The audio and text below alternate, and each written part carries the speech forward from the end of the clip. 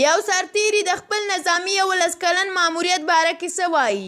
په خپل نظامي 11 کلن ماموریت کې څه تجربې لاسته راوړي دي او څوک یې له لاسه ورکړي دي؟ سلامونه لیدونکو، دا ویډیو خامخا تر اخره وګورئ.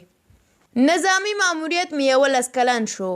پوره 11 کاله مخکې په همدې ورځ مې د الله جل جلاله هیواد او دندې شعار لپاره دا مقدس لباس واغوسته. په دې 11 کلن مزل کې ډېرو نږدې ملګرو تنها پرېښودم. روح یې ښاد او یاد یې تلپاتې، یعنې ډېر د څنګ ملګري مې شهیدان شول. پوره 11 کاله مخکې په همدې ورځ موږ په قرآن کریم باندې لاس کېښود او قسم مو وکړ چې تر څو ژوندي یو د هیواد ساتنه به کوو او خپل خلکو ته به خدمت کوو.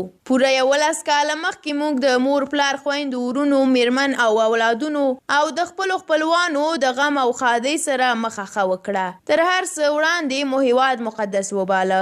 نه مو دوی سره اخترونو کې ګډون وکړ، نه مو ورسره نورو اړینو وختونو کې ګډون وکړ. موږ ته هیواد له هر څه لومړیتوب درلود او لري. ما ته د خپل 11 کلن نظامي ماموریت لا هم مخکې زیات مزل راپاتې دی. نظامي مسلک انتخابولو کې پښیمانه نه یم. زه دغه اندازه معاش په هر ځای کې موندلی شم، خو قسم په خدای د زړه له مینې نه سنګر ته ځمه.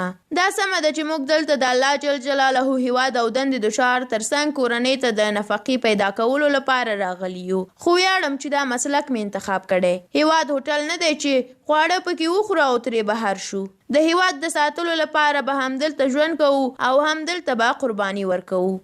تل دی وی افغانستان او بریالي دی وي د افغانستان پیاوړي امنیتي او دفاعي ځواکونه.